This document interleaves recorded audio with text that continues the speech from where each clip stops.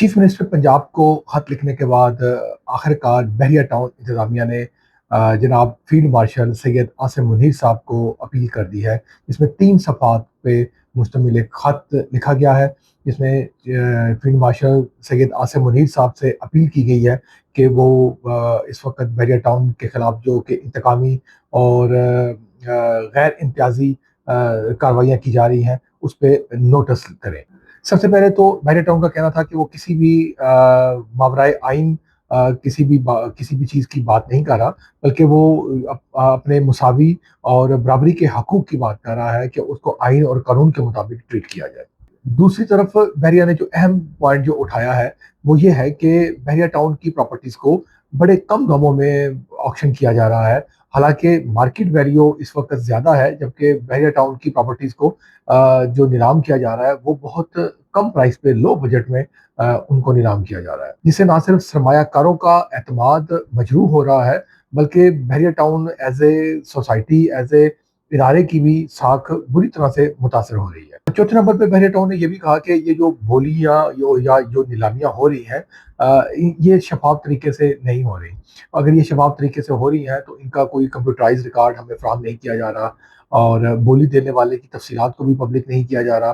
ان میں کچھ ویڈیوز بھی ہمیں پرووائڈ نہیں کی گئی جن میں سارے ڈاکومنٹس کی تفصیلات موجود ہوں۔ ساتھ ہی بحریہ نے ایک اور پوائنٹ بڑا اہم ریز کیا ہے، جس میں بتایا گیا کہ اگر یہ اسی طرح سلسلہ چلتا رہا تو اس سے ہمارے ہزاروں نہیں لاکھوں جو سرمایہ کار ہیں اور جو رہائشی ہیں، جن لوگوں نے اپنے عمر بھر کی جمع پونجی بحریہ ٹاؤن کے اندر انویسٹ کی ہوئی ہے، ان کا اعتماد بری طرح مجروح ہوگا۔ ایک بڑا اہم پوائنٹ جو اس خط میں ریز کیا گیا ہے، جو میں سمجھتا ہوں وہ یہ ہے کہ جس طرح یہ اونے پونے داموں اور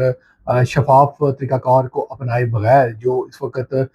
بولیاں ہو رہی ہیں، جو آکشنز ہو رہی ہیں بحریہ ٹاؤن کی پراپرٹیز، تو اس سلسلے میں بحریہ ٹاؤن کی انتظامیہ کا کہنا تھا کہ یہ جو پراپرٹی نیلام ہو رہی ہے اور یہ آلریڈی ہمارے جو کیسز ہیں وہ اس وقت لوور کورٹس میں چل رہے ہیں، اور اگر یہ ڈیسیژن کسی وقت ہمارے حق میں آ جاتا ہے تو یہ جو اس وقت بولیاں ہو رہی ہیں، جو آکشنز ہو رہی ہیں، وہاں پہ پھر کیا ہوگا؟ پھر وہ پراپرٹیز کیسے بحریہ ٹاؤن کو واپس ملے گی جبکہ آلریڈی اس میں آکشن اور بولیاں ہو چکی ہوں۔ ایک بڑا اہم پوائنٹ جو اس سمر میں بحریہ ٹاؤن نے ریز کیا ہے، جو میں سمجھتا ہوں کہ اس ساری سینیریو کا ایک کی پوائنٹ ہے، کہ بحریہ ٹاؤن نے کہا کہ ہم اس میں مذاکرات کے لیے تیار ہیں،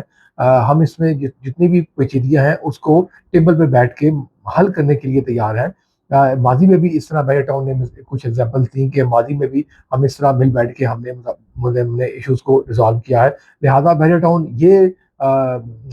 تاثر دینے کی کوشش کر رہا ہے کہ ہم ہر قسم کے مذاکرات اور ہر قسم کی بات سننے کو تیار ہیں۔ ویورز، میرا یہ ویڈیو بنانے کا مقصد کسی پارٹی کی سائڈ لینا نہیں ہے، جسٹ ایک خط کو ایز ایک انفارمیشن کے طور پہ آپ کے ساتھ شیئر کرنا ہے۔ راولپنڈی، اسلام آباد، خصوصاً بحریہ ٹاؤن اور ڈی ایچ اے میں اگر آپ سیل یا پرچیز کرنے کا سوچ رہے ہیں تو آپ اسکرین پہ دیے گئے ہمارے نمبر پہ ہم سے رابطہ کریں۔ ویڈیو کو اینڈ تک دیکھنے کے لیے آپ کا بہت شکریہ۔